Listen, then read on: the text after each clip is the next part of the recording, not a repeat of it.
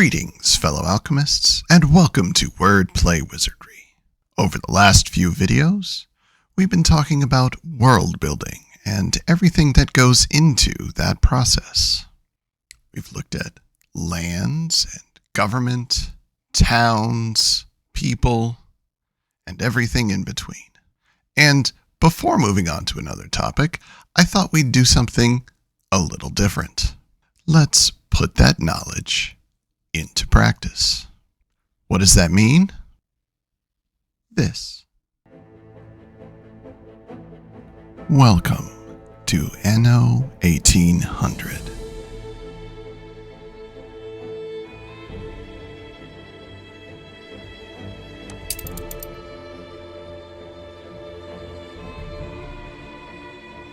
We're going to use this game to design ourselves one or perhaps two different villages.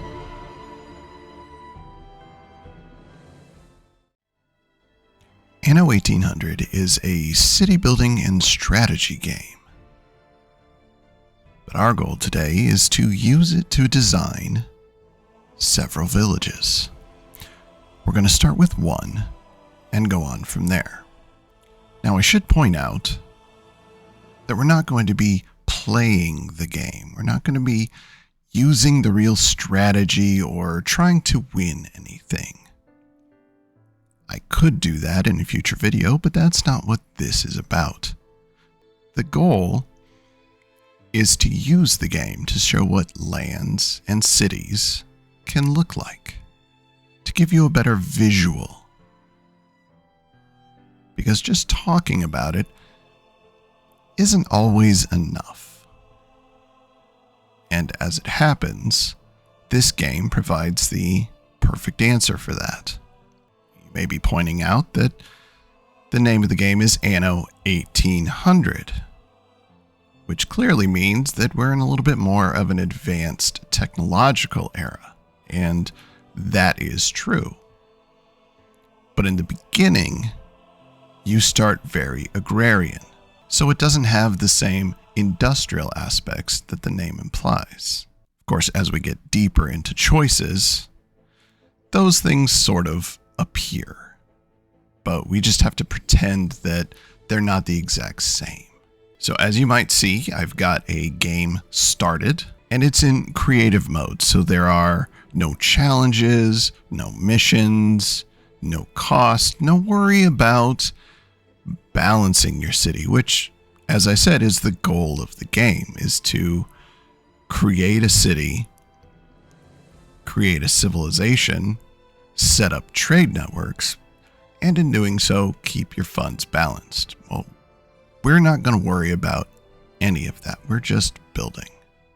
So, here we are on the beautiful island of Pine Valley. And of course, as soon as we enter, we get an achievement. That was not planned, but that's just what happens. Now I can't pause, so the best I can do is slow down. So we're just going to have to kind of keep moving. Let's go on a tour of Pine Valley. Now, the thing to keep in mind as we do this is this was built for me. I didn't get a chance to design the land, put in the mountains, or place any of the resources. If you're building your own world, that's something you have to do. You have to decide where the cliff is. Are there mountains? The type of trees. And if you notice, we have a mountain right here where the cursor is. And right near it, we have coniferous trees, keeping in line with what we know. Away from the mountains, deciduous trees. The biomes sort of intertwine here in the middle, right where the two locations meet. All of this is fairly par for the course. But let's take a look around. So we have our coastal mountain. We have some plains, Some more mountains with some beautiful snowy peaks. Lots of forest. And it's an island, so lots of good fishing coastlines. Now you may notice these symbols. This right here. This indicates an untapped resource. Now that's just a part of the game that won't appear, but that lets us know where something like clay and oil and limestone and iron are, because we're going to need those kind of things. Iron to make metal, clay helps to make brick. We've got coal that we can burn, and limestone makes, well, stone. It's a really beautiful island. It's really, really lovely. We've got flora and fauna.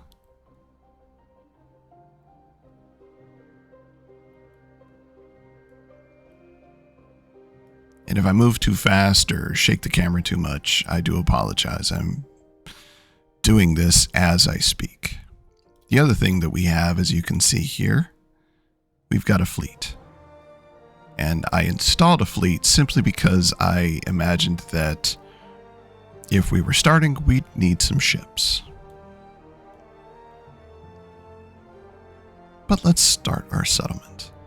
So as you've noticed, the port here is where all of the goods come in and come out.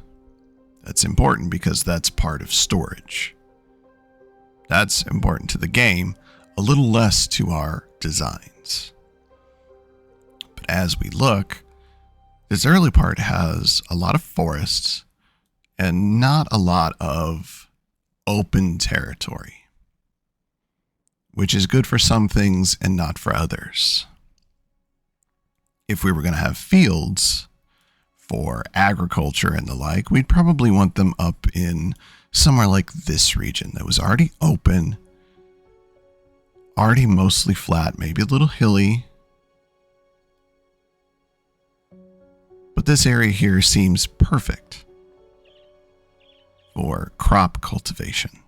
And that's something to keep in mind. If you had explorers coming through the region, you'd see that the area over here is probably good for population. The area to the right of the harbor would be excellent for logging and lumber. And then as you explored, you'd come to vast open areas. Perfect for farmers. Now, that's not to say that over here in the forest area, we couldn't cut down some trees and lay in some fields, which we absolutely can do. And sometimes, sad to say, we do that in the real world. It's not really sad to say, it just happens. So let's lay in some roads, shall we? So if we start here, because the people will come from the harbor and that's where we take our shipments. And because it's a grid system, we pretty much need to draw in straight lines. Now, one thing I will mention is, as I did research for trying to build medieval or Middle Ages, European Middle Ages towns, I found several shapes. They were more often in either a circular shape or an elongated tier shape. Sometimes even just along a road.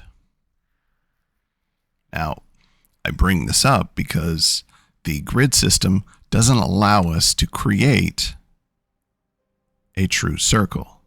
I'm trying to draw one, and all we get is squares. And no thank you, sir. I don't want to go on an expedition.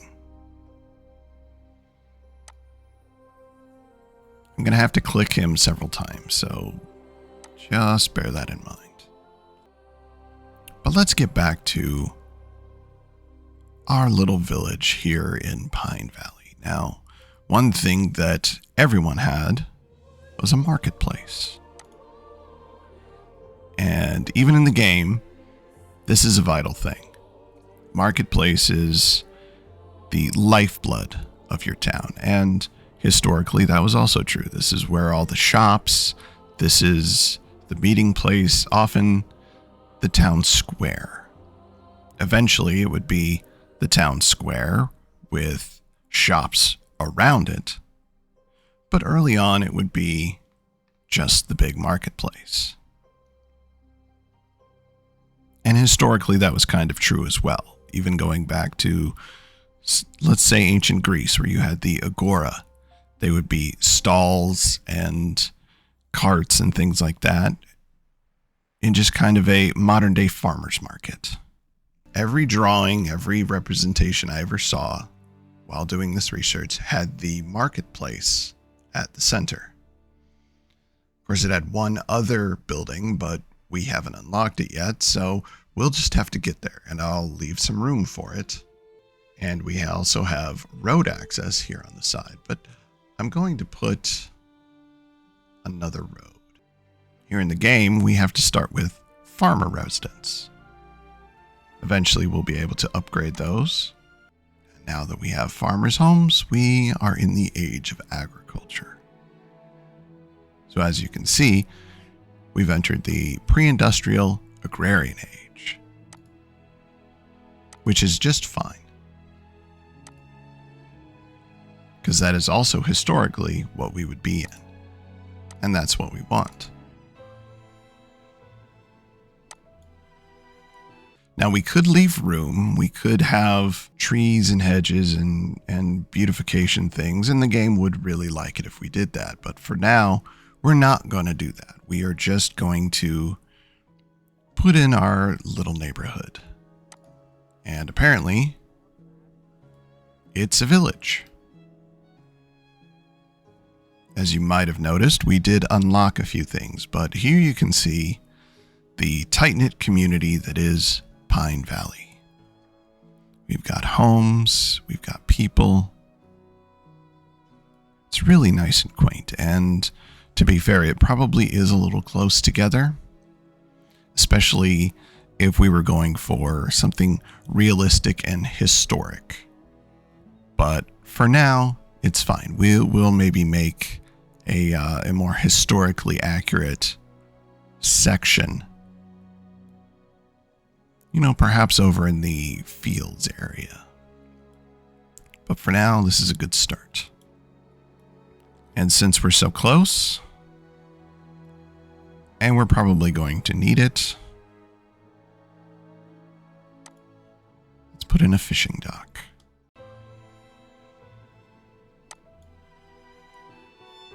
So now that we have fish coming in, there's another industry that we need to deal with, and we're going to start it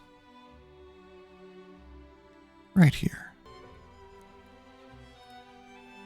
And now we have our second job, lumberjacks. And as you can see, these fine gentlemen are heading out to work. I know it looks like they're heading out slowly, but that's fine. Now, the other thing to keep in mind is that historically and in the game, everyone had some form of storage, whether it was grain silos or yards or something of that nature. In the game, we have warehouses. We're going to put him here. Now, the goal of the warehouses is to not only store products, but to be able to go from industry to storehouse to market. And in that, you would have a spider web of storehouses, each for the varying type of industry.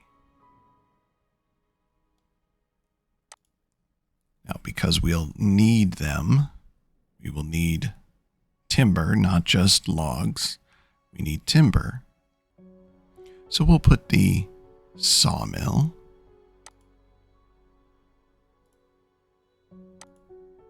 very close to our lumberjacks. now they will begin cutting down the trees and providing timber for our town. We do have some other options available, and they are, in a way, things that we would naturally see. So here we would have potato farms and sheep farms. Not necessarily the first products you might see. More than likely you'd get a grain. More than likely you'd get some livestock for meat, but it's at least a start.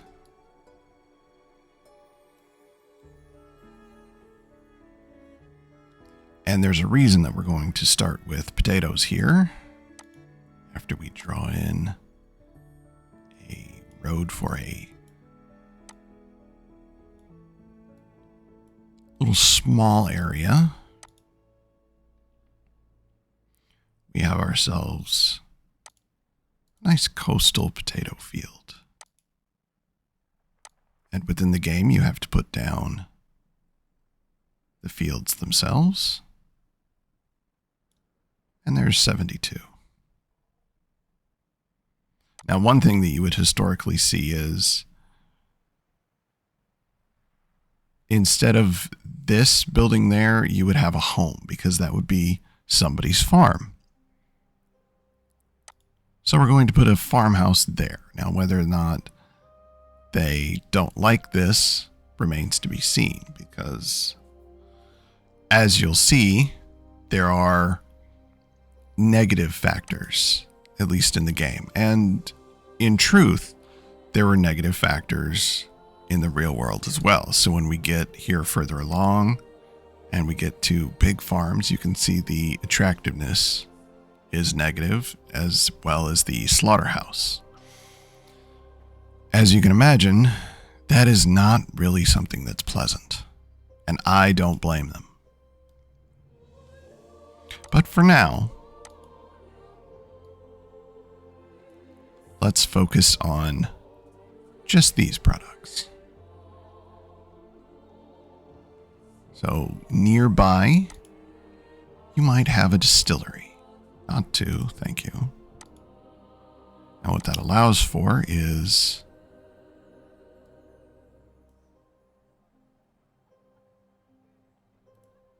hit the wrong button. Of course I did. Near the town square, near the marketplace, you now have a pub. A place where people can let down their hair and relax. And just to make it nice,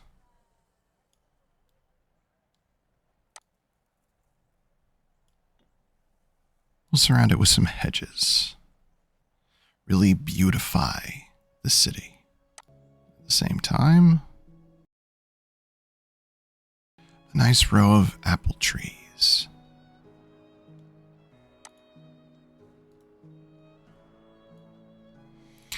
Since unfortunately this game doesn't have something like an orchard, this'll have to do. So we've got some jobs started, we've got housing, we've got some products being made. We've got the start of a nice town. But something tells me these people are going to need clothes. That comes from wool. So here at the end of the street, we've got ourselves a nice sheep farm. And across from the brewery, we'll put our clothing maker. That way, industry is fairly close by, with the exception of the sawmill, and allows for easy access to the marketplace. We've got a place to relax, a place to buy goods. We've got farming and production. We've got logging and fishing. Sure, it as a distillery, but they did have beer. Now, as you can see, we have sort of kept to a historical design. We have a long length of road, and we have businesses around it, homes with easy access. We've got a market, and now we have a church. We have ourselves a lovely little village. Now, does yours have to look like this? No, it does not. This is just to give you an example of what things could be. But this is a good start. Something else we would probably do over here in the fields is put in some grain. The other primary point of this is to show you what a layout would feel like. Because sometimes we forget what towns would be because there's not many left. With this, you can see that the marketplace and the church are at the heart of the town. And if this was a circular village, you'd see buildings all around. And I have left room on this side so that we could mirror the neighborhood that's on this side. And then between the two sides, the marketplace and the church would be in the center. And for a lot of medieval, Middle Ages life, specifically European, that was very true to the times. So for a fantasy setting, this would still hold true.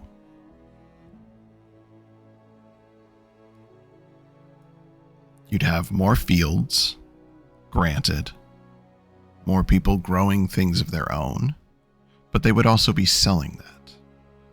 So somebody has a big plot of land and they have not just potatoes, but they may also have corn as well. They may have a small potato section and a large cornfield and some wheat. Or maybe, like this game would imply, just the potato farmer, just the wheat farmer, just the pig farmer, just the sheep farmer, herder, sheep herder, not farmer. You don't farm sheep. But using games like this, you can design your town. And, yes, it does seem a little expensive if that is your only goal, but it doesn't have to be. You could end up playing the game. But for our purposes, we get to see what a world could be, what your world could be. You get to design and understand.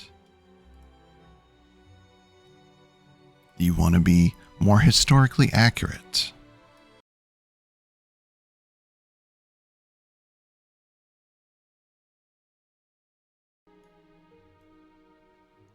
Now we have a mirror.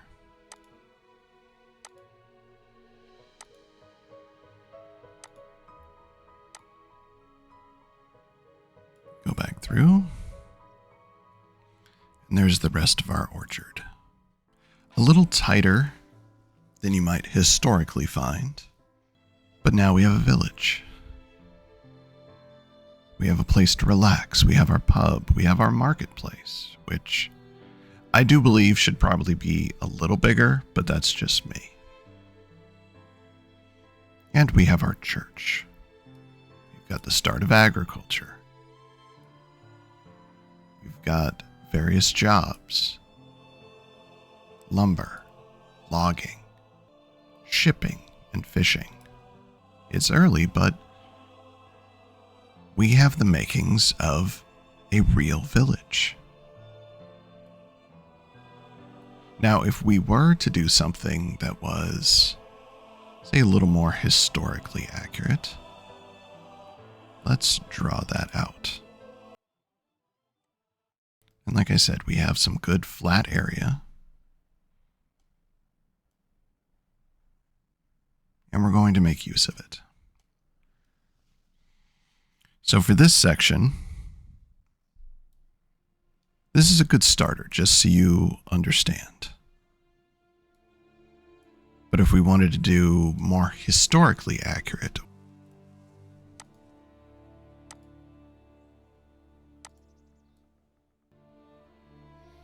so perhaps you want something that is a little more open, a little more widespread. Something that definitely mirrors the agrarian period that we are in here. Well, that is an easy thing to do.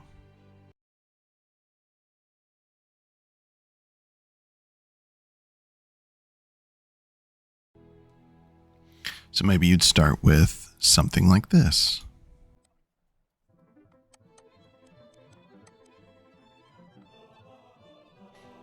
Everyone has a yard where they can plant their own crops.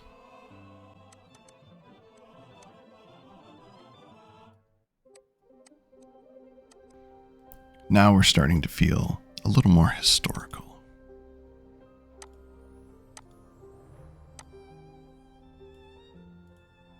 It's less people, obviously, but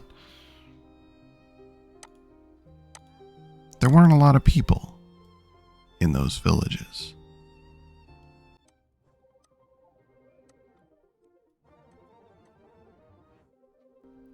Now, I said a lot of imagery was circular. We're actually starting to see that. A little more square, a little more cross, but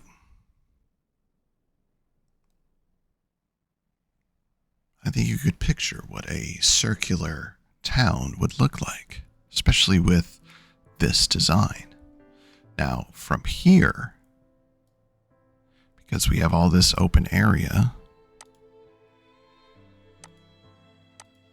that allows us to start making it look a little more agrarian. Get yourself a nice wheat field or two.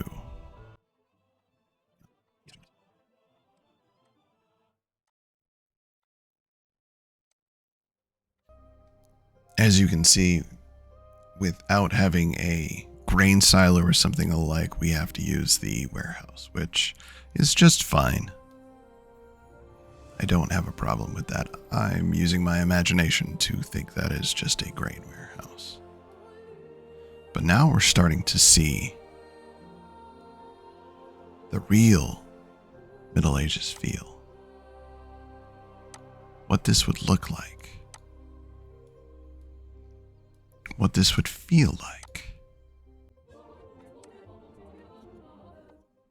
We've got a lumberjack to take use of all these trees. We've got fields started. Now, as you can see, because of this location, this village would have a harder time having fishing. But if somebody were so inclined, they could come over to this coastline. For now,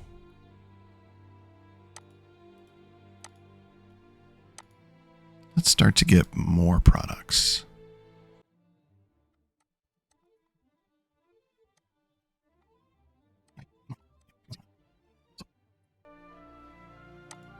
We've got ourselves the basic town layout. And this one is, due to the restraints of the game, as close to historical as we can get. And there's a good chance that you would see something similar in a fantasy story. Is this perfect for the game? Not necessarily, and I'm sure somebody out there will tell me that I'm doing this wrong. And you can do both. You can have something that is historically accurate and game accepted.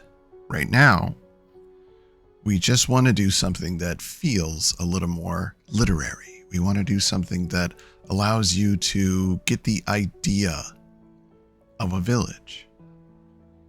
Something that you might see, something that feels realistic. We come in and we pan around. You'd probably have a lot more trees. But this definitely feels like a fantasy village. And there's a good chance that in that type of setting, the lumberjack hut would be out in the trees. But again, the limitations of the game don't exactly allow us to do that.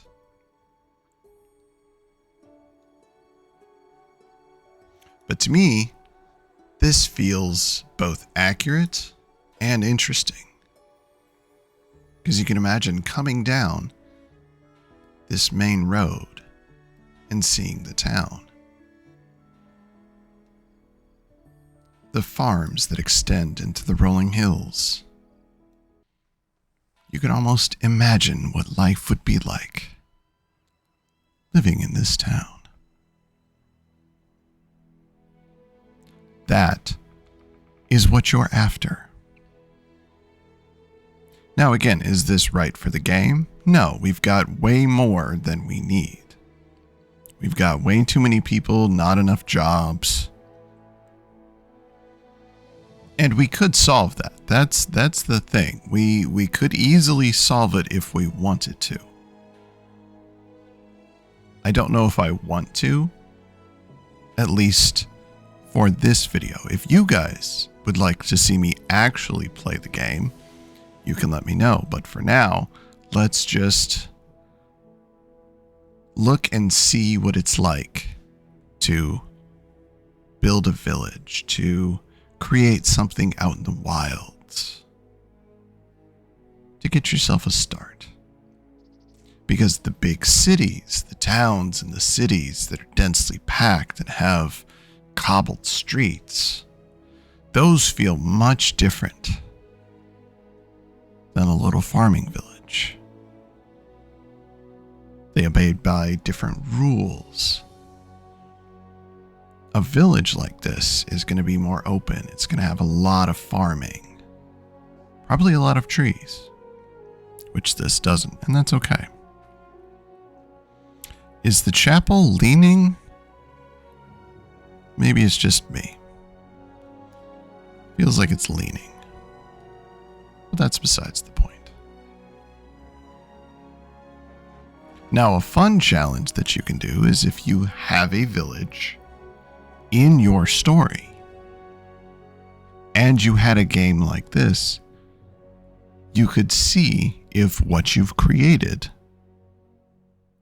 is viable, at least by the game standards, because again, the game and reality are a little different. You're not going to get the same standards within the game that you do within the world. But you can get something.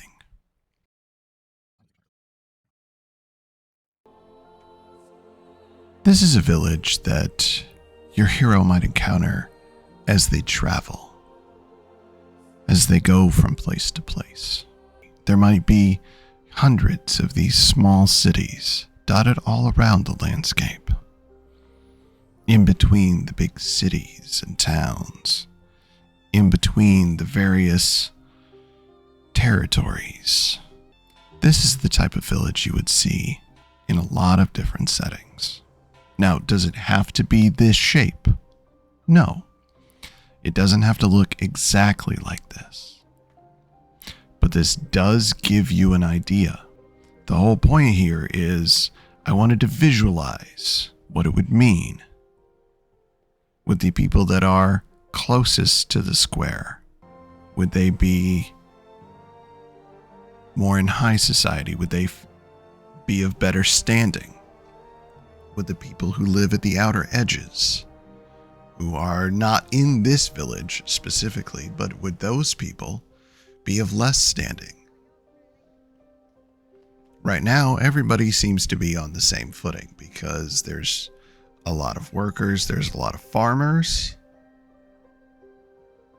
We have farms, we have lumber, but we don't have any more specialized jobs. Even if we were to introduce the baker and the miller, which are options, because we could put down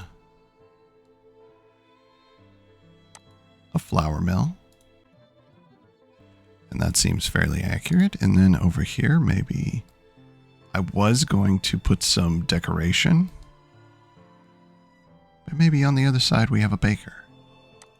And now the market is starting to fill out, because you'd have a baker and you'd have a bunch of other products here. And it feels realistic. It feels natural. It feels like a place that you'd see and visit.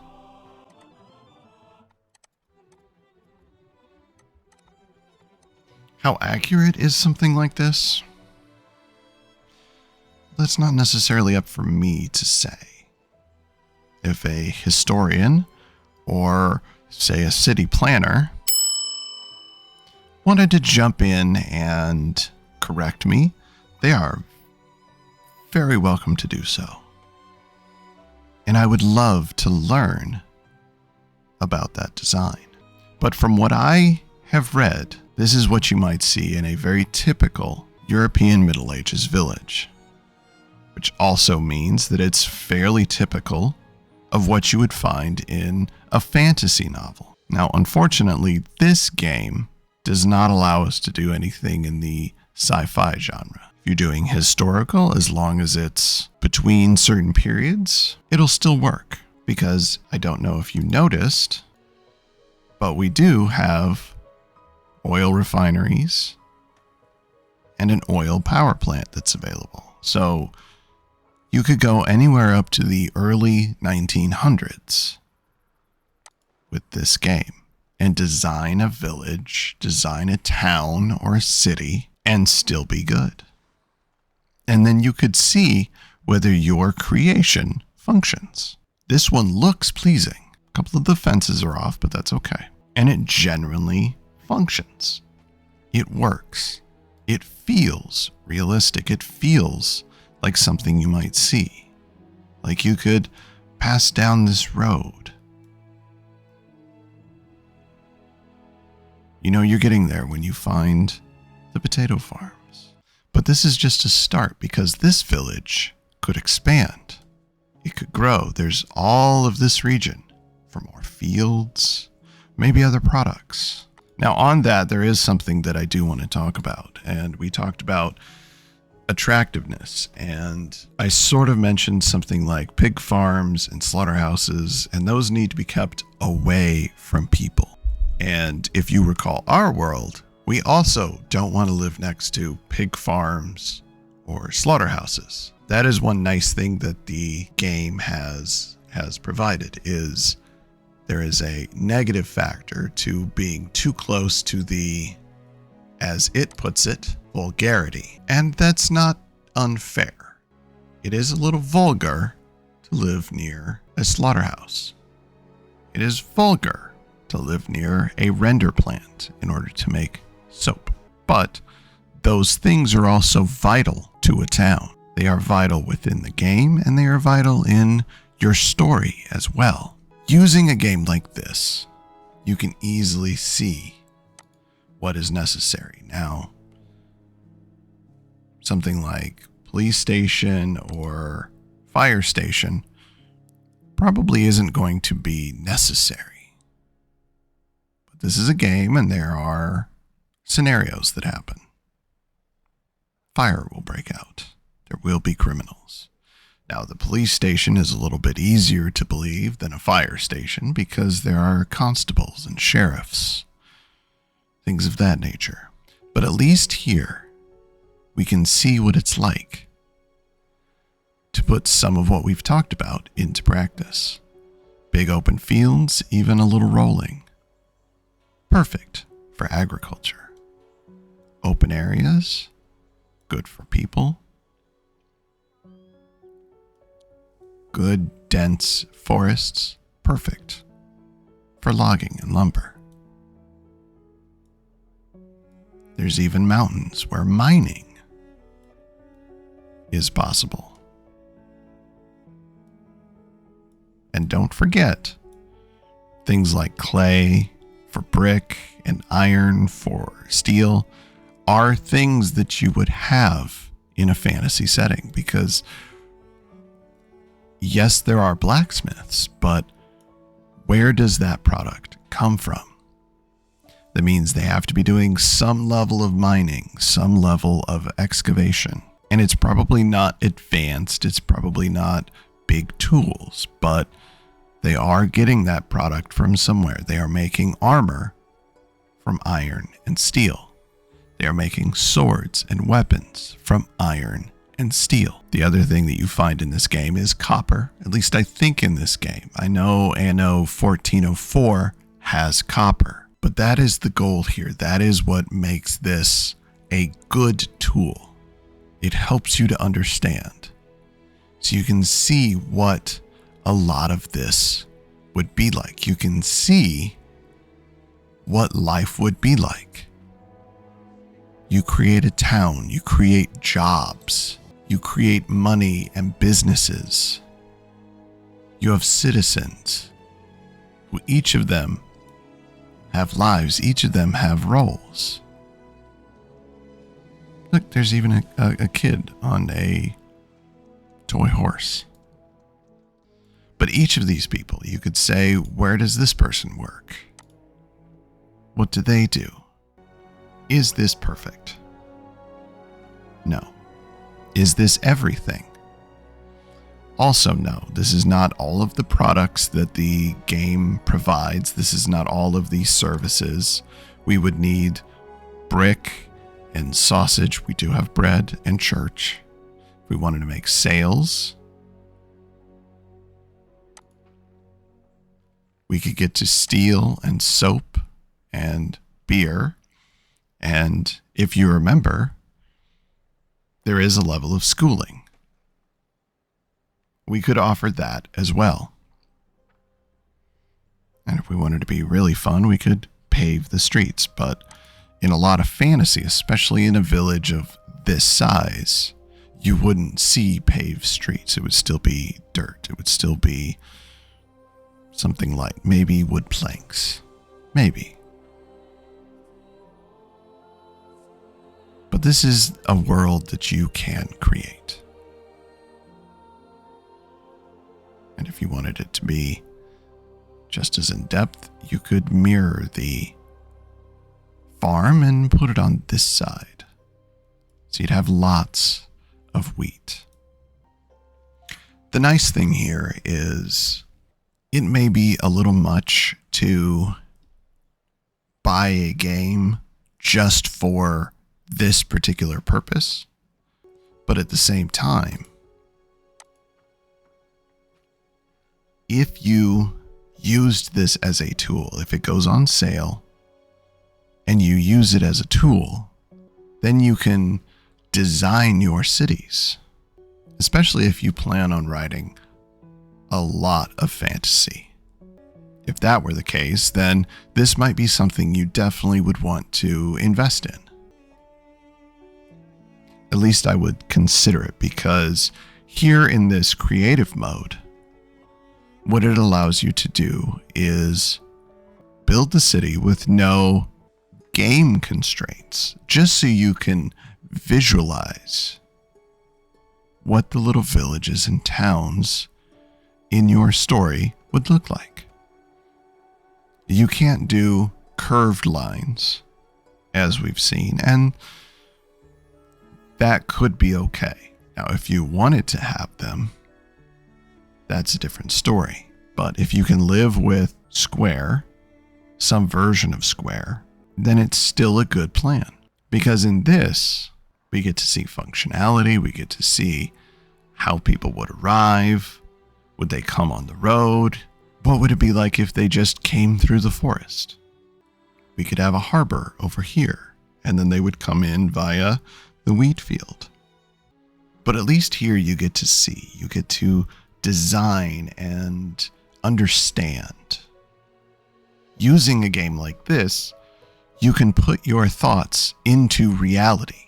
You can take descriptions of what a village might look like and actually make a village. And then it's a lot easier as you're writing to understand what is necessary in terms of logistics. So having a character visit the town, how would they come in? What would that look like? What would that feel like? What sights and sounds would they be treated to as they entered the town? What would it feel like? Does it feel upbeat? Does it feel happy? Does it feel like people enjoy living there? That's what a situation like this allows.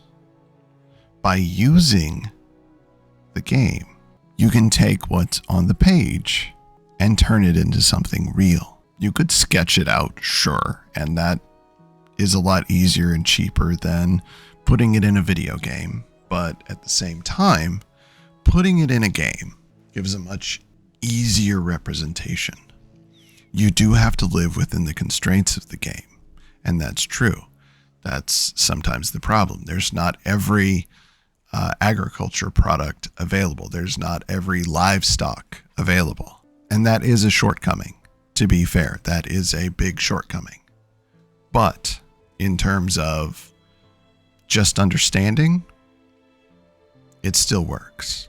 And then if you wanted to see what it would need for functionality, you could actually play the game, put yourself into the shoes and design, and try to see what is necessary for functionality, for continued advancement. Because the game has certain requirements that you have to meet. There are things that the civilians need, that citizens ask for. They ask for clothes. They ask for a place to relax. They ask for jobs.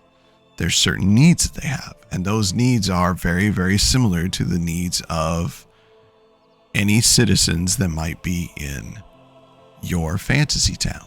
So it's a good tool to help you understand that relationship, to see what is required for a city to grow and thrive, because you can't just slap some buildings down and expect it to work. Now, again, I will point out that if you use a game to determine functionality, then the rules of success are going to be the games.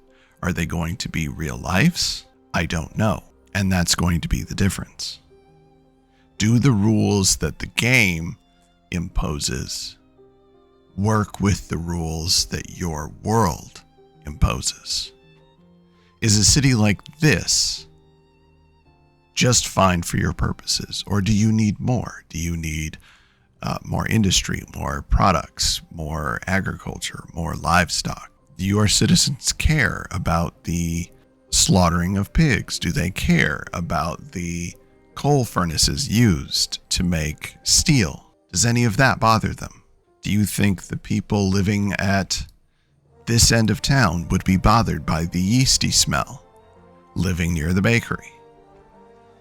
Or would they be happy just to have a loaf for their evening meal? These are the questions. And this is what a game like this allows you to answer. You can see, you can study, and you can build.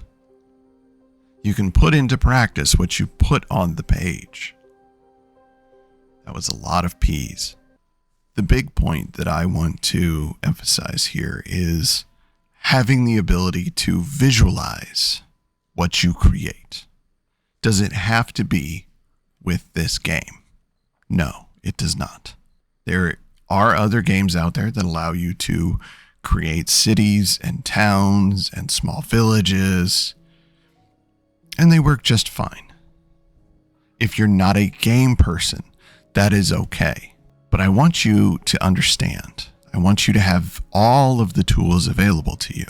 This is something that can truly help expand the creative process.